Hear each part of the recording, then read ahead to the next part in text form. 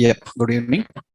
Last session, we learned about how to use formik for as third-party forms. And one more point we learned is about validation. We discussed about formik and validation. For formik validation using YEP, right? With YEP library, we learned about how to handle formik validation. That means gradually we are simplifying the approach. So gradually we are simplifying the approach. That means we are reducing the logic that we have to write. So first level, at level 1, what we have done at level 1, so we have designed, designed custom function, am I right? For validation. We designed custom function for validation. So we defined custom validation messages. So we have custom binding of events. So all we have to write manually. At level 1, what we done is we designed a custom function for validation. We written our own messages and we binded with them events. In level 2, where we have done only formik, right? So here it is without formik, right? Without formik, we have done like this. At level 2, what we done? So at level 2 with formik, so we reduce it a little bit. What we have to do is here again we have to design custom function. First custom function for validation we have to write. We have to write custom function for validation. That is common. Second, what we have to do is custom validation messages, but so no binding events are required, right? No binding events required. No binding events required. So what we have done, we used predefined events of formik. Formik have predefined events, we used them. So with formik we have defining, right? We have level 1. Without formik we designed everything manually. With formik we have done our own function, our own messages, but our own events not required. Or we are depending on ready-made events available by formik. In level 3, so what we done with formik with YEP, we made it more simple. That means we can use, instead of custom functions, that means no custom validation. Okay, what we have to use? Predefined validation schema. Yesterday we discussed that ready-made schemas we are using. So one more option is predefined error messages also, errors. We don't need to write even error messages, automatically it will fire up. We can overwrite those error messages. This is what we have done up to now. That means we are level by level, we are reducing. And here binding is same, right?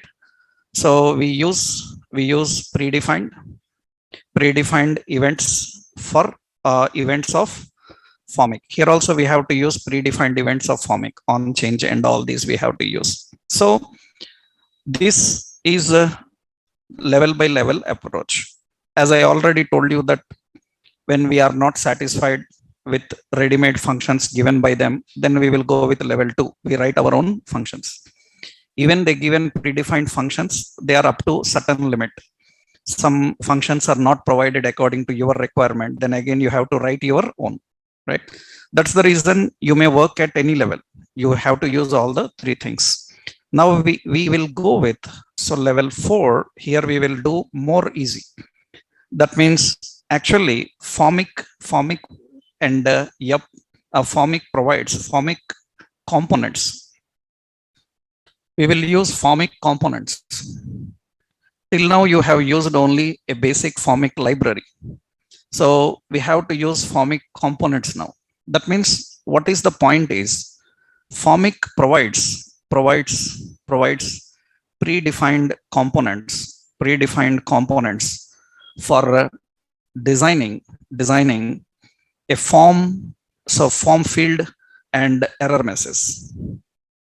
For designing a form, for designing a field in the form, and for designing error message, they have ready-made components. That means earlier what we done is from level 1 to 3. From level 1 to 3, we used HTML form. We used a HTML form. From level 1 to 3, we used a HTML form, and we used HTML span. We used HTML divs for displaying messages, right? To show error message, to display the messages, we are using form, span, div. For fields, what we have done, input, we have select, all these things we have done from level 1 to 3. But now what you can do is formik provides components. These components are, we have a formik component, we have a formik component, we have a form component, form. So we have a field component, we have an error message component, as we already know in React what is meant by a component means, all these days we are designing components. Component means it is a combination of markup, styles, and logic, and these are already having that. That means for a form, they have a ready-made component. What is difference between HTML form and formik form? HTML form have to use submit event. It have to use the submit event to find out the form submitted or not. It have to collect the data from the form manually and submit those details. But what is the specialty about this component is it can identify the submit automatically. It can identify the submit. It internally have that mechanism. That means it is designed in such a way that it can handle your interactions easily. Predefined, ready-made. This simplifies your validations. This simplifies your designing of forms. It will be more simple when compared to level 1 to 3 you have seen, right? So what is formik component? Actually simple. Actually formik, let me give you one by one. Formik is nothing but it configures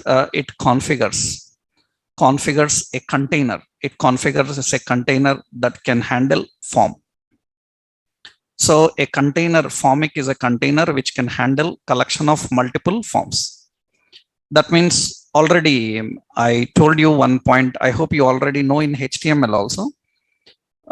Suppose we are designing a page, let's say here, yeah. Suppose in a HTML, I am designing form. So this is a form and this is the body section. And we have a form. Now close. And we have another form. So like this. Now, is it valid?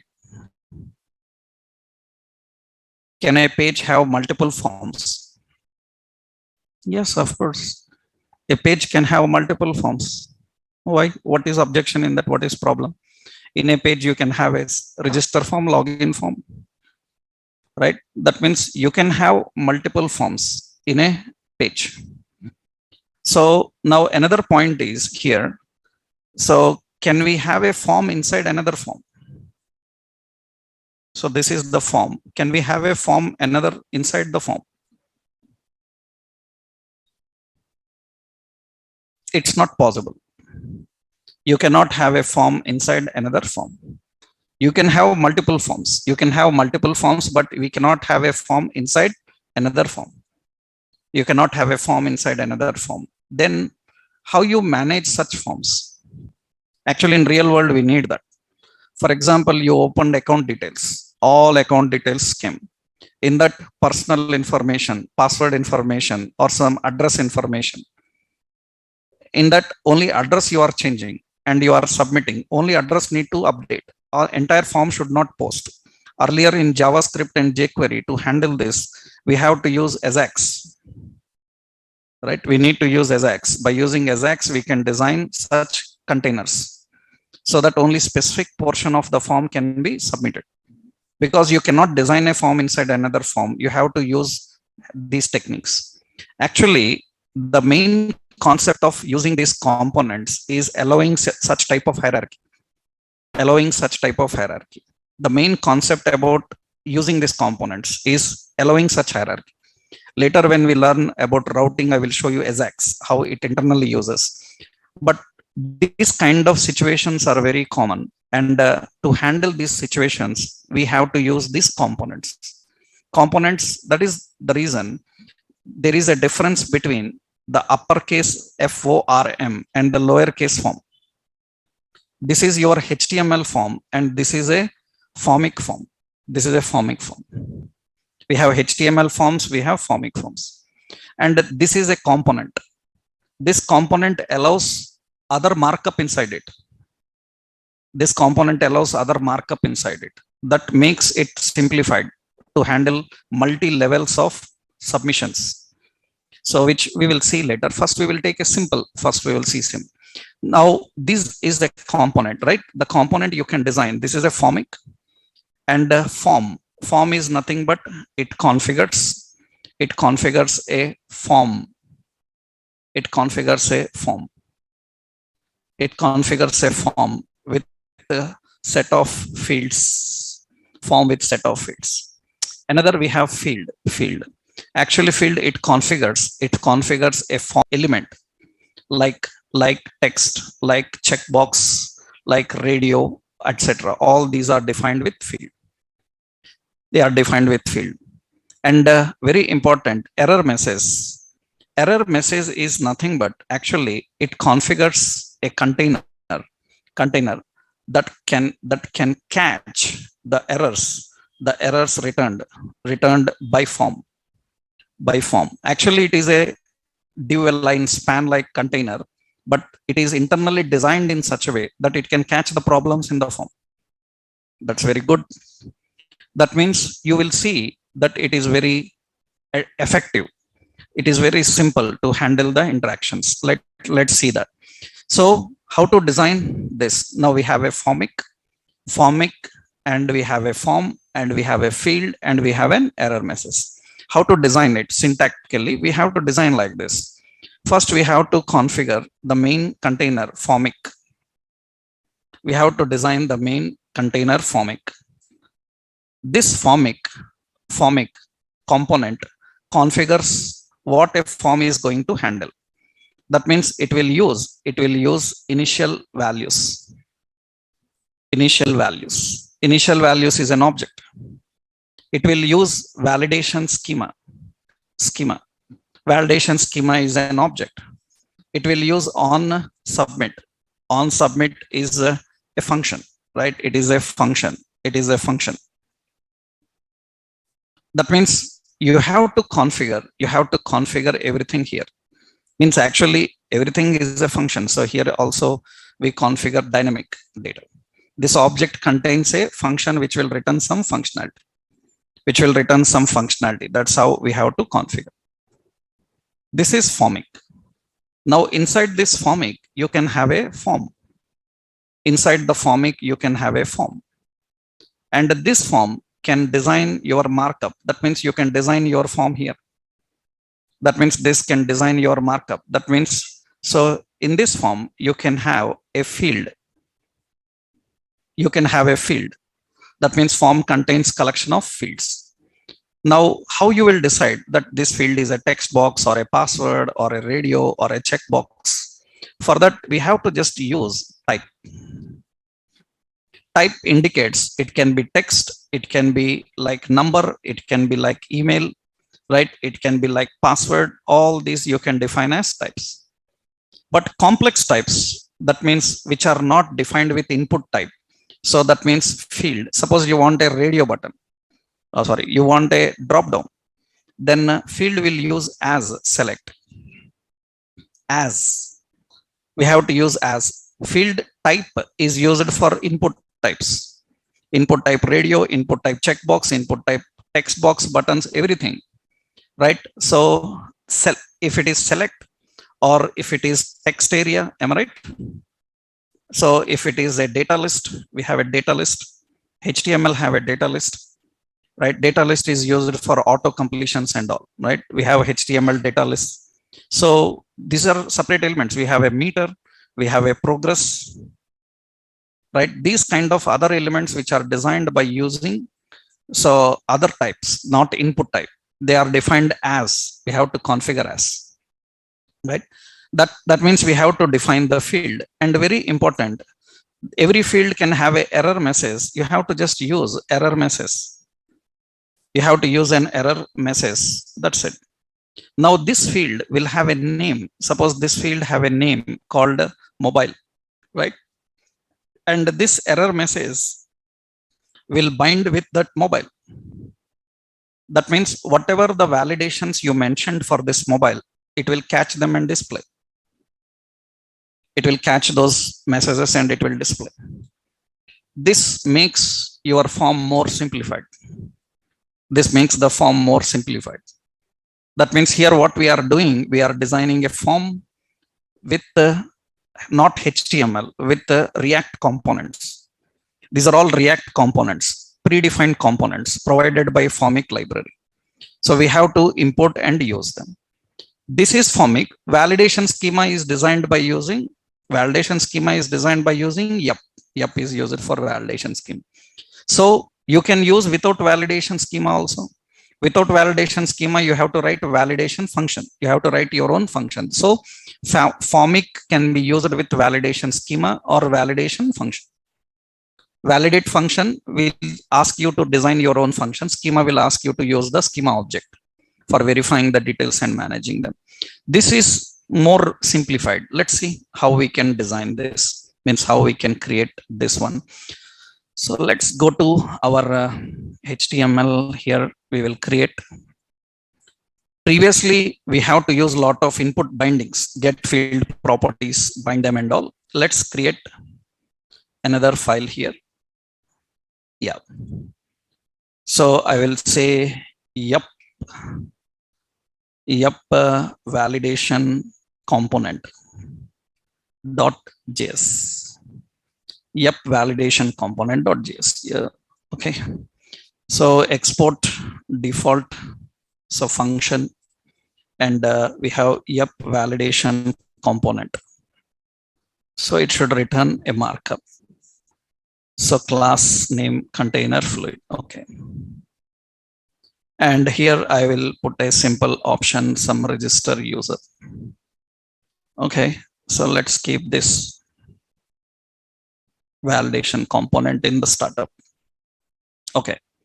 Now in this we will design here. First we have to import use formik from formik. That is one. Now another one we have to import. So from yup, right? From you have to import all schemas as yup from yup. And here you need some more now from formik. Formik requires a formik component. Formik requires a field component. Formik requires so error message component. Formik requires a form component. All these we have to import. These are all the predefined components provided by formik. Now, how do we design the form? Here we have to create formik. We have to configure formik. Inside the formik, we need to design a form. We have to design a form. And inside the form, we need to create the presentation markup. That means we need to design the markup. So data list, data term, some username, data definition, we'll keep it. So similarly, another data term, so password, data definition, leave it empty. So another data term, some age, so some data definition, so empty. So this is like some email. Okay. Now here we have a button. So we have a button.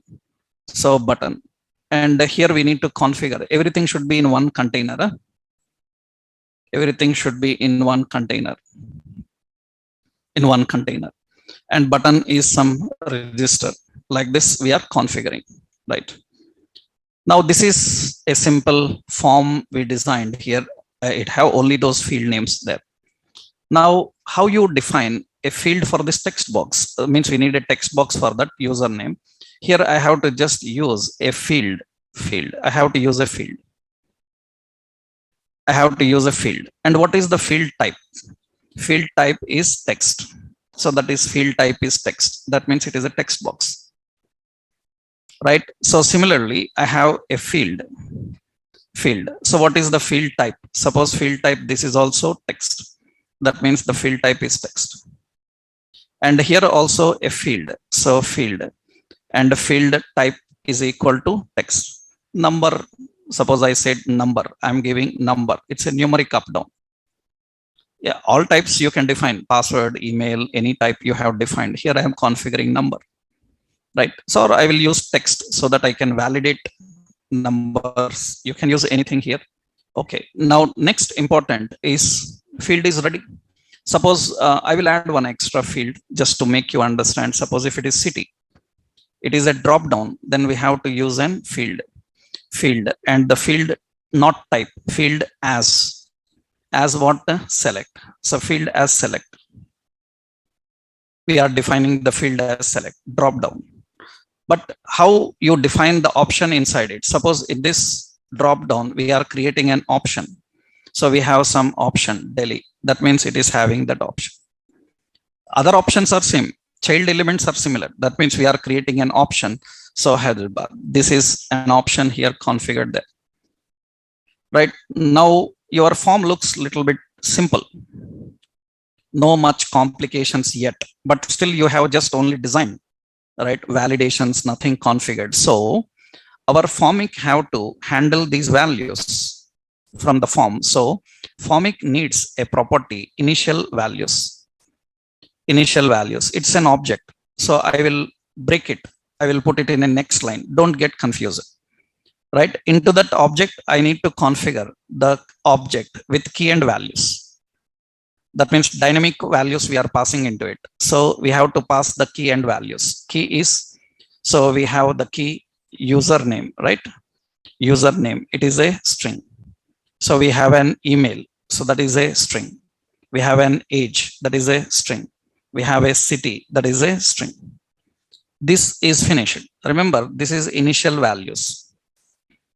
Initial values. You don't need a comma because this is a component, HTML component.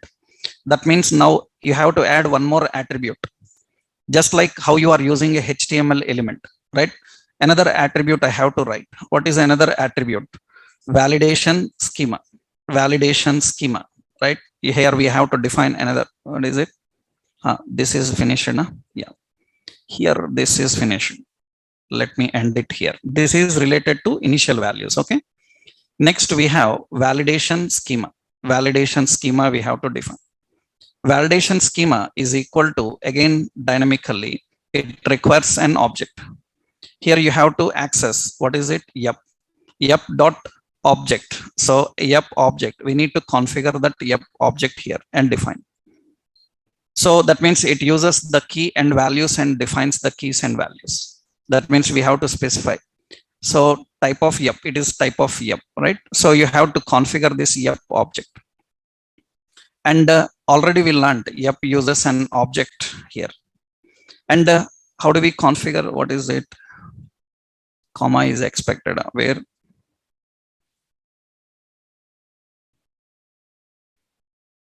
I'm using an yep dot object. Yeah. Here we need to configure yep object. It contains properties and values. What are the properties and values? Properties and values related to fields. What is that? Username. You know already. We have to use an yep, right? We have to use an app. What is the data type? It is string. And we need to add some min, right? Min, how much? 4. So we have to add any error message here. So name to short, that is the error message. Then we have to add max, that is 10. That means name to long, like this we define. And one more we are adding required, that is name required. These are all the options. This is related to username. Similarly, you need to configure for email. So we are using yep dot string, and we have email. You can put a message invalid email, any message you want. And I told you that they have default messages also. We have another option, age uses an yep dot, it is an number is, and we can have range of values also. I will keep required also for everyone. So age required, and email also required. That means here I say email required. And even you don't define the message, default message will come. And we are just giving city, and city is not having any validations. We will just give as a word type string, because you cannot keep any required or anything here. For drop downs, you have to write your functions, own functions. Already I told you custom validation. Don't get confused. Many times people ask like, do you have any idea of writing custom validation? Custom validation is nothing but you are writing your own validation functions and schemas. That means you are not using, you are just writing your own functions. That is custom validation. You need custom validation in various occasions. Okay, so this is done. We need another option. What is it? On submit. On submit, we need to collect all the values, and we need to, so alert what JSON.string5, whatever the values submitted. These all options are defined inside formik tag, actually inside formik tag. That means we designed all these inside the formik tag. You see here we done everything. We have to configure everything here. I just for clarity's sake, I used lines, right? Everything is actually in the start tag of component. Initial values, validation schema, on submit, everything you configured here. Now, important is how you will bind these initial values to these form fields. Just we have to use name property. This field have to bind with which one? Username. This field will bind with email. This field will bind with name. It is with age. This field will bind with name, what? City. That's it. And we want error messages for them. Then what we will do is, I will put a data definition. Here we will use error message field. Just error message field. And this error message should be for user name. That's it. Similarly, I will put here some class. So I will use some class name text danger. And you see here another data definition. So here I am giving class name as text danger. And here I am using another, what is it? Error message. This is for name, error message for email. Same, I need error message for age. I need error message for age. That's it. So there is no event binding here. That means we are not writing handle change. We are not using any field properties, get field properties for binding. Just we are using the basic reference names and configuring it. Now this is the form here we configured with the details, and register, it will work. Everything looks very simplified now. Everything looks very simplified. That means previously lot of event binding, lot of value bindings, lot of methods, just ready-made component, right? Just ready-made component to configure here. So I'm entering the details here. I'm entering the details, name, to short, everything same. So everything working fine. So everything is working fine, right? It says it must be a number. Everything is working fine. So I selected some city and register. It have to submit all the details. No on submit, no on change, no on blur, right? No event bindings here, just ready-made components. This is more simplified. Then many times people have a doubt like, then why we haven't learned this first directly? It looks very simple, right? You cannot do this every time. We cannot do this every time because several presentations are not possible with the components provided by formik.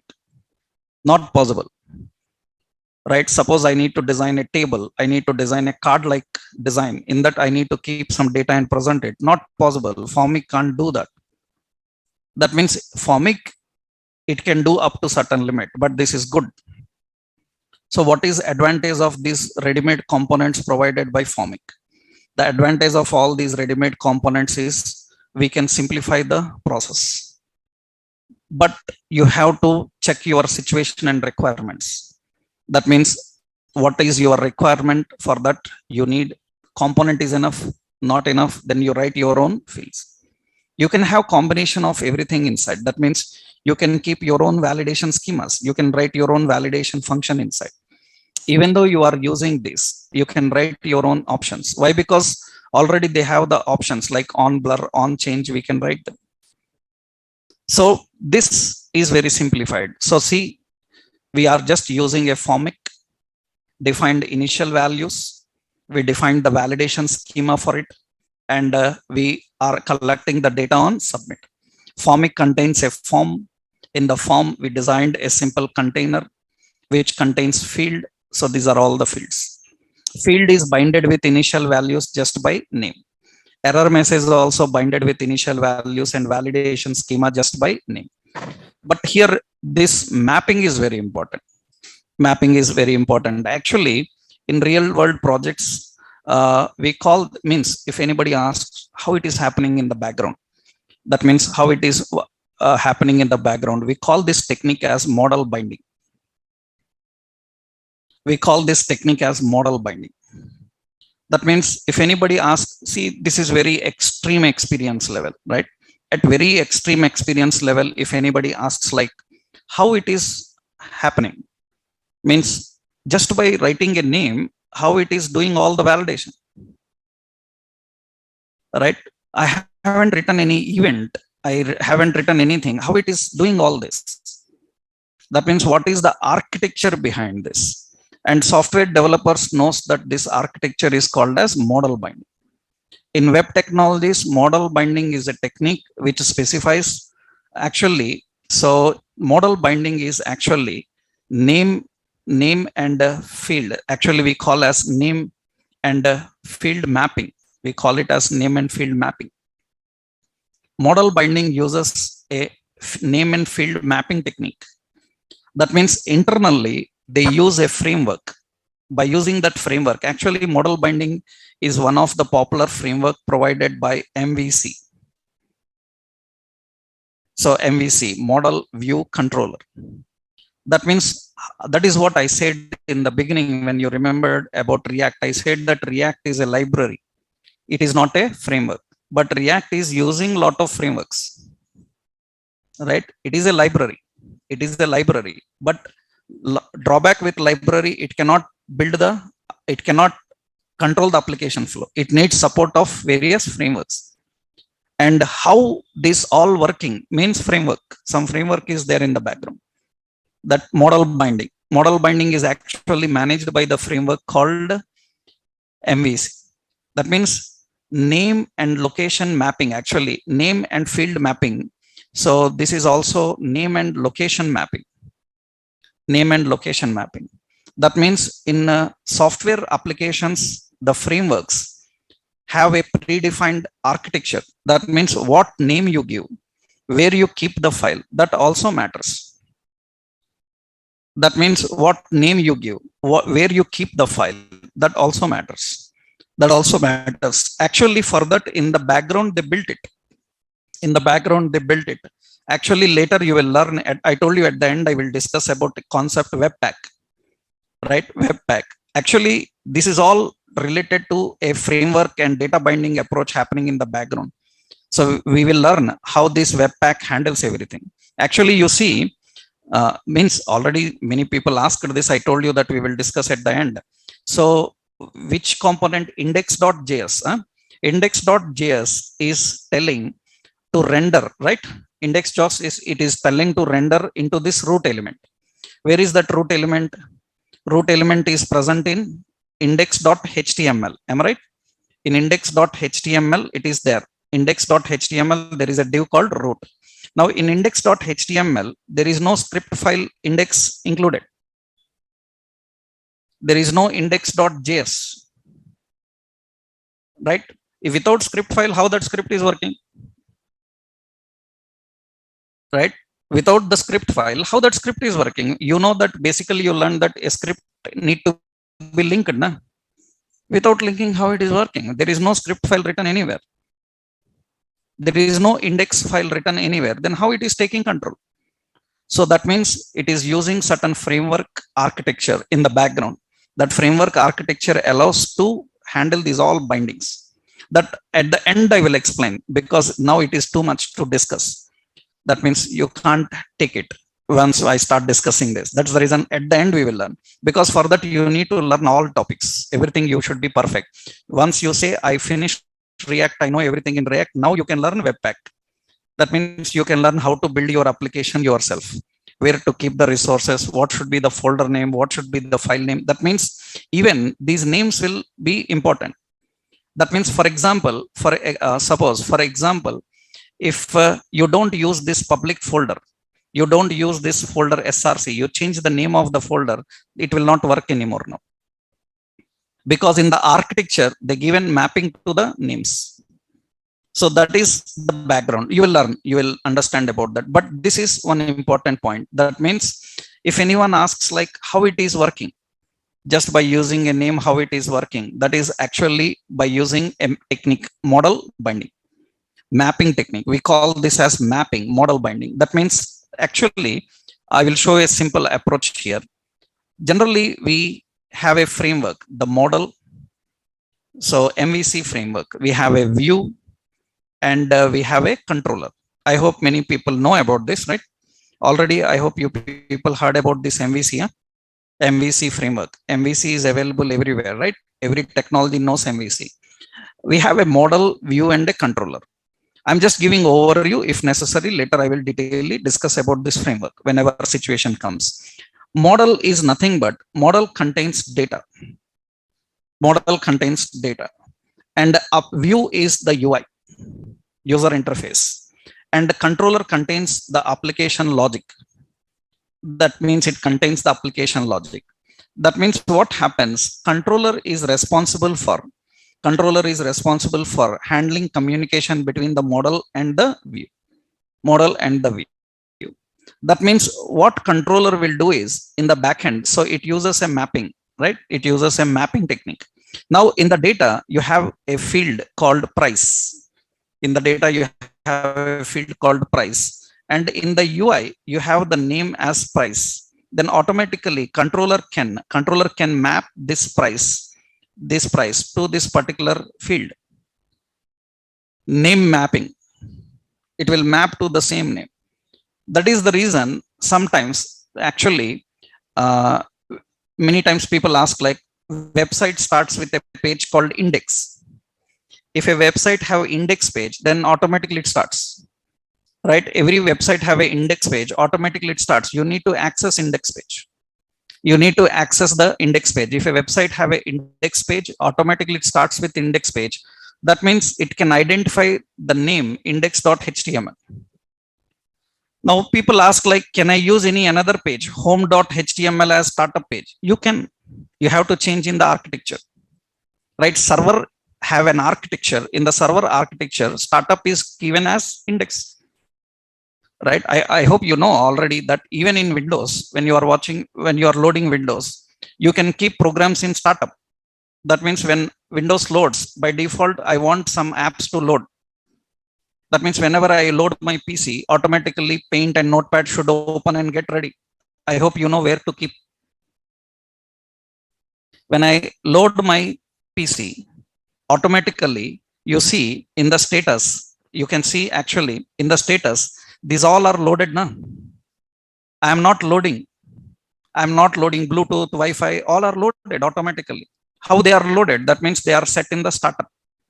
Can we change? We can change. They given settings now, right? We can change. That means that is related to architecture. So that is the reason in the background, this mapping technique is working.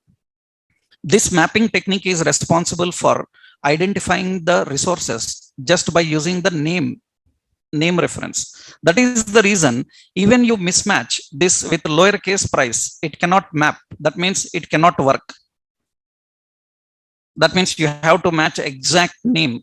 That means uppercase P. It should match with that.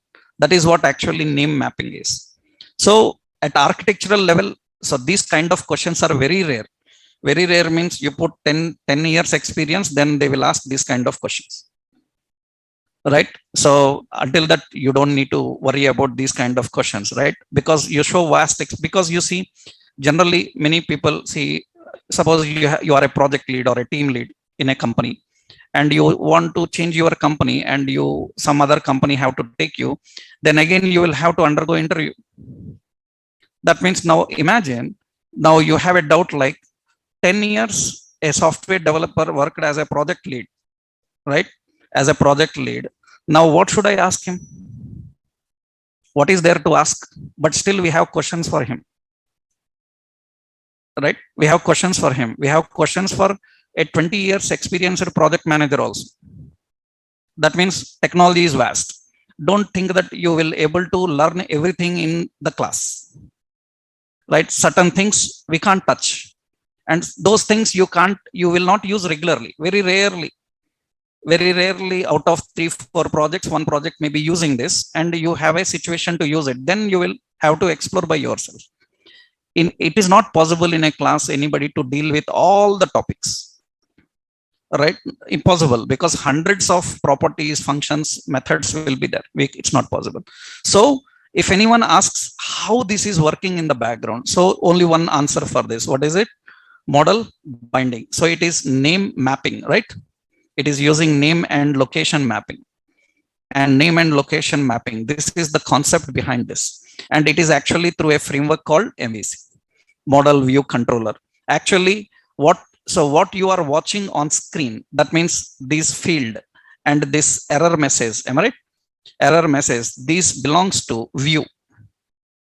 This belongs to view, user interface, right? And what belongs to controller?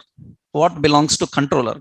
Actually, the options belongs to controller is handle change. So it is handle blur. So that is handle submit. But in this component, what they have done is they haven't given these options. Internally, they are performed. That means these are internally configured, but internally these are managed by whom? Controller. Now, what is the role of model here? The role of model is nothing but it is storing your data. Name and value, am I right? Name, value, checked, all these, the properties where data is stored. Name, value, checked, all these are the options where data is stored. That is model. This is the mapping that happens actually, right? So whatever the name you given, the name you attach to field, the name you attach to error message. That is how it actually works. So internally, it is built with this kind of framework. So React is not a framework, but React is using various frameworks. So it can use MVC, it can use MVVM, it can use MVP, model view presenter, model view models. So many are there. I just given you one simple approach of how it works, right? So this is okay. This is working fine. We have seen how data is submitted and managed. Let me give you this example. So this is the example of validation component. This is the example for validation component. Let me copy this. Now here, this is one option. Another important means some more points are there about this validation. Another important in the validation, we have a concept called, so means we use a concept called validation state. So validation state is very important while working with validation state. Validation state is nothing but actually validation state defines the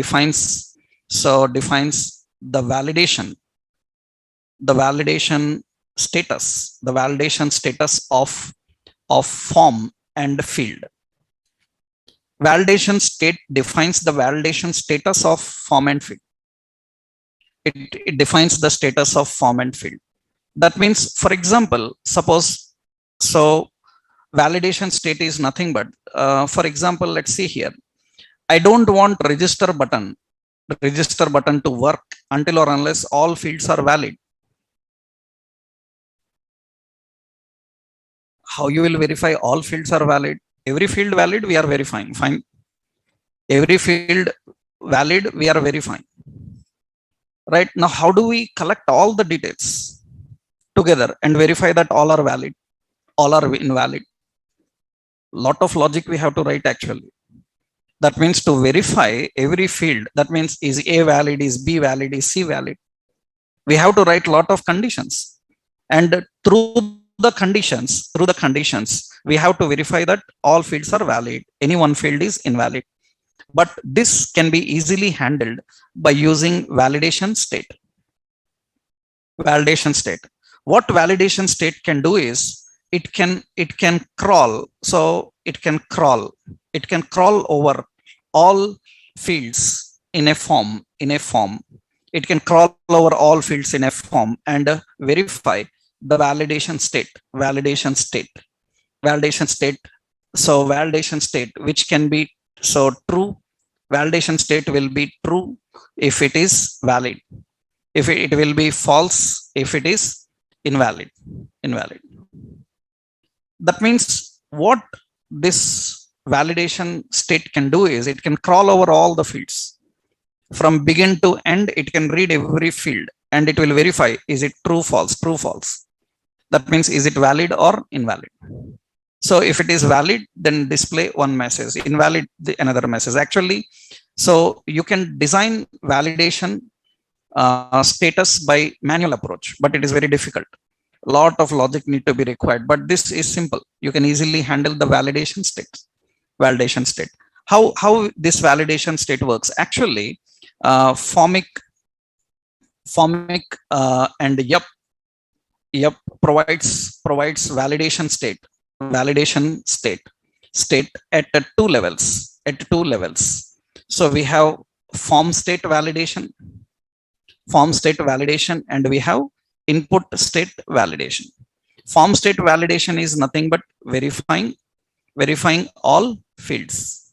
Input state validation is nothing but verifying specific field. And for input state validation, you can use error messages. Am I right? Already we use it for verifying every field valid or not. We are using error messages. We are already using for form state validation. So you can use the validation properties returned by form component. Validation properties written by form component. Currently, you designed a form which is not returning any properties.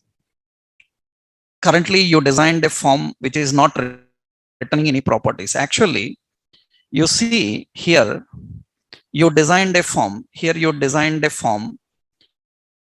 This form is not running anything. Just you designed a form and it is individually dealing with validations in the fields. Now, if this form, you can in order to catch all the problems in the form, this form should return some value. That means this entire component must return some value. So to verify all the fields, that means how you will verify all the fields in this form? It should return all fields. No? Am I right? It should return all fields. How this form can return all the fields? See what I am doing now. I will remove this part. Currently, we just designed a form which is handling the component fields, right? But now what we will do, we will write an expression, dynamic. In this expression, we will use a parameter properties. And what we want the properties is, these properties are written by this form, understood? That means what we have done is, what is this indicates? Return. Am I right? It is a lambda expression, huh?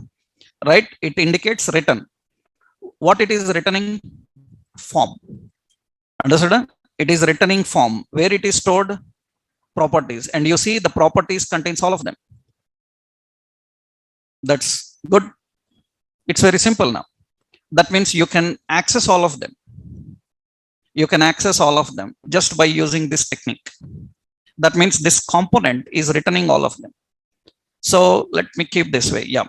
Now that means these properties can access all the properties at a time. That's easy to verify then.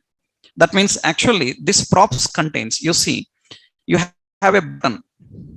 For a button, I will give disabled. Disabled, I will put an expression. We will access the props. If it is valid, so is valid. That means props is valid. Valid means all fields are valid. I will tell you various validation states. There are so many validation states. Actually, validation state includes valid. One is valid, another one is dirty, another one is touched. Form and input state validation contains these options: is valid, dirty, and touched. Is valid, so that means it will return true. Understood? It will return true if all fields are valid. If all fields are valid, then it will return true. What dirty will do? Dirty will return true if any one field modified. If any one field modified, that means you open the form. For example, you see several websites have a form. In that form, there is a save button. Save button is not enabled until or unless you do some modification.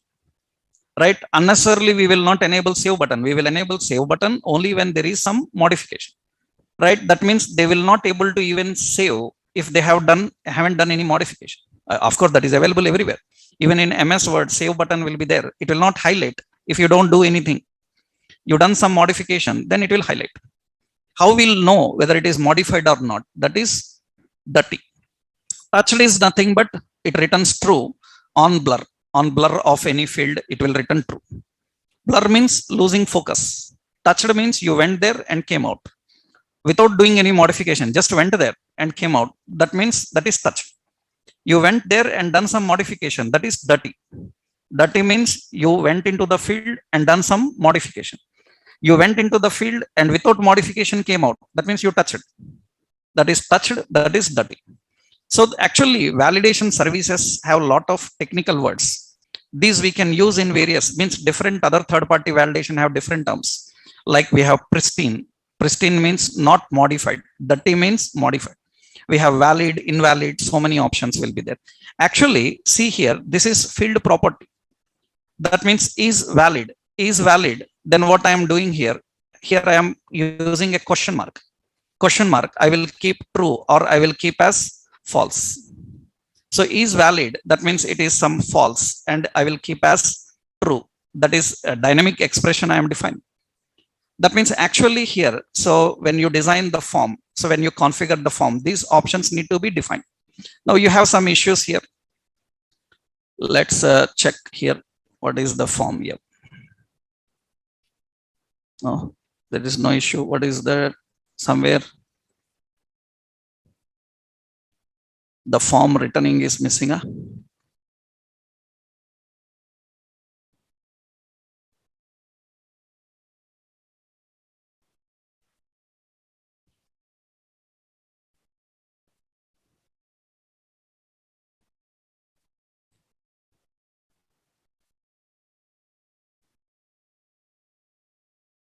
Somewhere we missed something. Cell in the hierarchy where we missed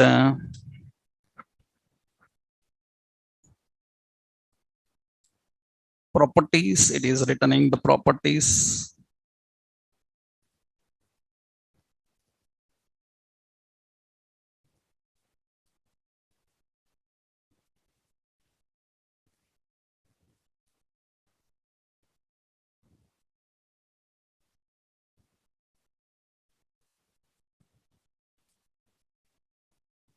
Yeah, that is fine.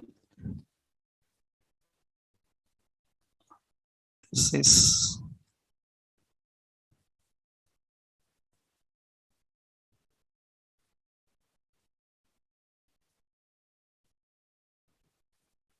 it's okay, right?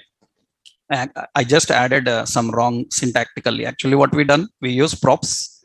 Directly, it should return a form. Okay, directly it should return a form. What I done is accidentally I used this curly brace because this itself is written. This you will not say return type. This indicates it is void. This you use a block, that means it indicates that it is void. So this is it is not void. It has to return what? Form. It has to return form. That's what only the problem here. Okay. Now here, so very important is, suppose you see now required and you see register button is disabled. Register button is disabled. Now I entered here the name. So name, I entered some email, I entered some age. Now again enabled. That is form state. That is form state. You can submit now. If any field is invalid, then it will be disabled. If all fields are valid, then it will be enabled. It will be enabled. That is a simple validation state. That means we can verify. So here button is disabled. How it is disabled? Props is verifying all the fields. That means props, I just given props. You can just give, so all fields. So here, suppose I'm just giving the reference, right? Oh, yeah, I'm just giving the reference here. Suppose here we are nothing but we are collecting all the fields, right? That means we are collecting all the fields. That means here we are defining all the fields. We are collecting all the fields. We are using all the fields and returning all the fields. That means all fields. So you see it is not working. By default, it is using all of them on change, on blur, because it's a component. Previously, we have to write on blur separate, on change separate. Now you can see you went there, you lose the focus from there without typing anything, then it is required. And the register button not working. So you entered something, now it is fine. Others also not satisfied. You need to enter other details. Age required. You need to enter. If all are valid, then it will work. This is the validation state, how you can configure the validation state. That simplifies the validation. This, if I have to do with my actual general React without third party, too complicated. This we can use by using such validation components. Actually, you learned only one third party. This is so validation state. Validation state. I will copy this. You learned only one third party. Now imagine this is a free one, and you paid for a library. So like Telerik, like Formik, then you can imagine more features will be there. More simplification will be there. More simplified, more features, right? More validation abilities, right? More simple interactions. We are using a free library, right? Now, if you purchase a library, then you can imagine its abilities. That makes very simple, but that depends on requirement.